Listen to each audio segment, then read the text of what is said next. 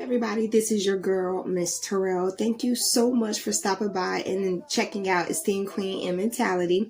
Be sure that you like, share, subscribe, hit that notification bell down below, so then that way you get to know when we have our tea talks. Be sure that you head over to Patreon as well. We actually have been over there predominantly, I will say majority of the time as of lately. I've been building up that community and spending time with them. And we've been talking deeply in regards to our conversations with our podcast, Surviving Life. So that link is down below as well. So I'm pretty sure everyone's like, well, where you been? What you been doing? I've been living life. You know what I'm saying? So you can't get too caught up into like business, because I definitely learned the long way and the hard way that you still need in life too, you know? So that's what I've been doing. I've been living my life, okay? Call me Jill Scott, bitch, it's golden. So I've been living it. But I want to come back and I want to talk about a very, very interesting thought that came across my mind. And it really kind of took me to a place where I had to think about it. And I wanted to bring it to the table to tea talk about, because I think it's something that we all really need to keep in the front part of our brain. And that is, are we entertaining or are we encouraging? Many times we have a support group around us, or we have a group of friends around us where we go to them and we talk to them and discuss with them certain things that maybe we wouldn't go and talk to another group of friends, etc., about. And that's cool. That's absolutely cool. But just like there's a difference between positive and negative, there has to be a difference between you entertaining and encouraging as well. It's all fun and all games until someone gets hurt. And sometimes I know when I was going through my season, I more or less, I needed more of the encouragement than I needed the entertainment. You know what I'm saying? When I say entertaining, I mean when, say for instance, we're role playing and you come to me and you're like, well, Miss Terrell, I got all this going on, and it's pretty much 80-20 drama. You know, 20% of you get the hell up out of it.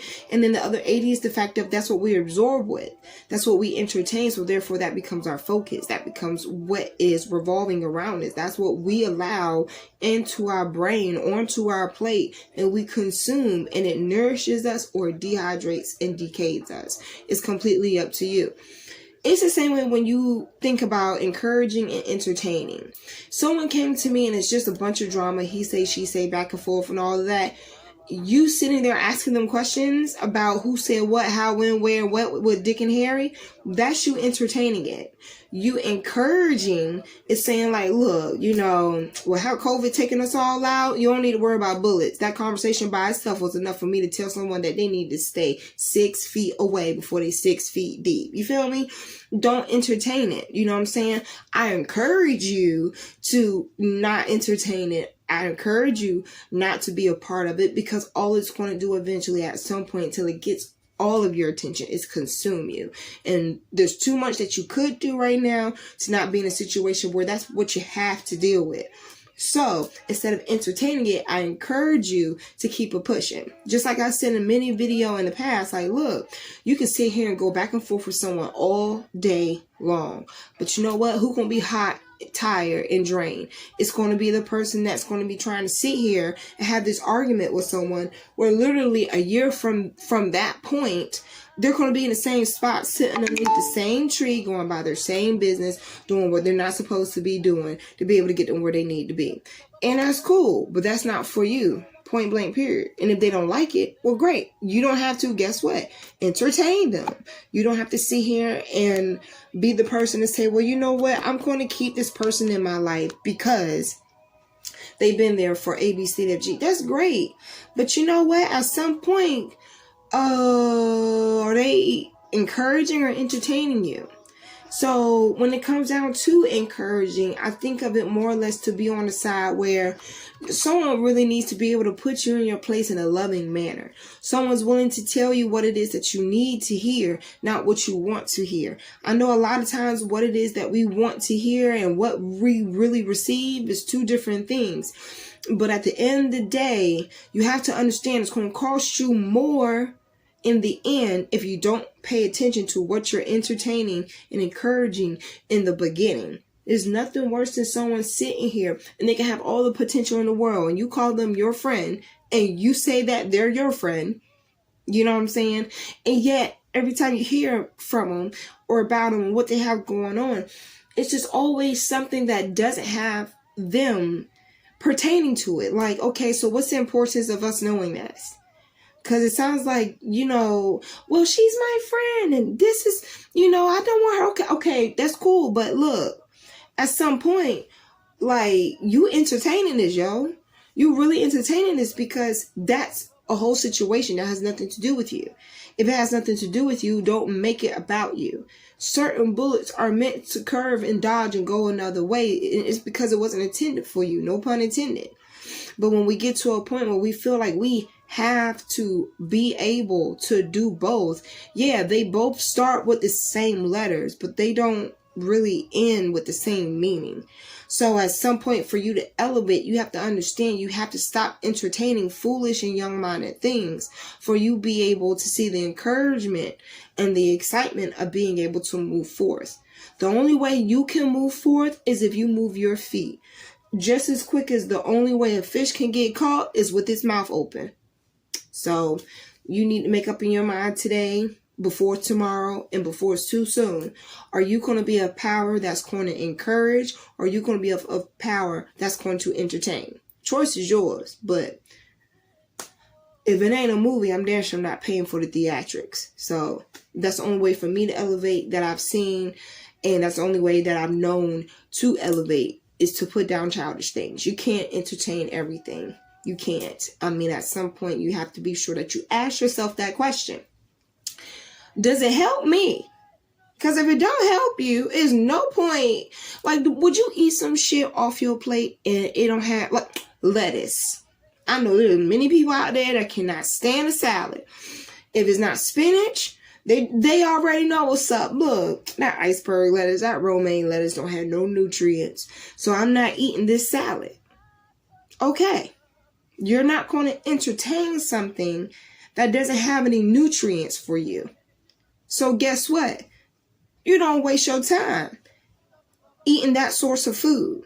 But if you know that it's good and you know that it's going to be something that's going to taste good, hot or cold, or it's one of your favorites, you're going to encourage yourself to make some room in your stomach. Forget dessert. Forget dessert. You're going to make sure you encourage yourself to try to maneuver mentally or physically to be able to fit all of what you want off that plate that you like into your stomach. It's the same practice for you encouraging. You push all that stuff that doesn't have anything to do with you or good for you out the way. That's how you make room for what's coming and what can help be beneficial to you. So, don't be that person to get on that airplane and you can't travel because your luggage is too heavy. I did a video on that too. So be sure that you like, share, and subscribe. Hit that notification bell down below. And be sure that you go over to our Patreon community. We are all waiting for you to be there. And I will see you all next time on either my next podcast or my next video. Bye.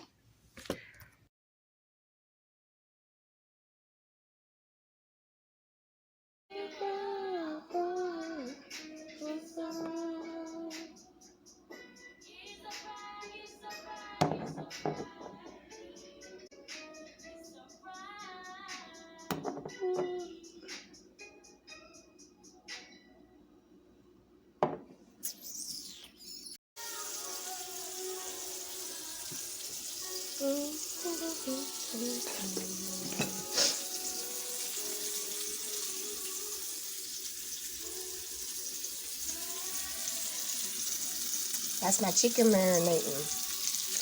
My lemon pepper. And I am sauteing. Well, I'm actually pan-searing my limes. Yes, do not put your whole head in a pan at home. I just want them a little bit darker.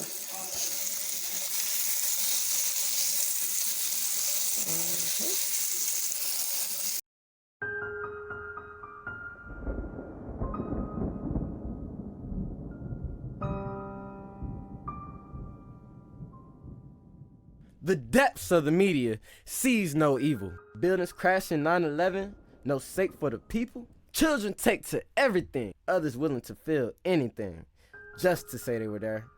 Boyfriends, girlfriends, husbands, wives, domestic violence. Do you care?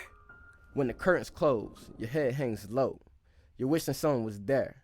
Just turn to me for relief. I know how you feel. I am you. You are me. We share symptoms of the black sheep. Aren't you aware? This image, I remember howling winds. Nights trying to hustle to 10 degrees. Ash on my knuckles. Coke in my long john, sipping on the brisk. A tall glass of liquor, please, who get a sip of this? Coke in my long john, slave to the sin. Call me young coke if the cops try to frisk. I may get a grip, I may get a grip. I may slapping 20s, lobster tails, and some shrimp. I used to bump Wayne all day as a pimp. Now I'm past Wayne, Drake and going in.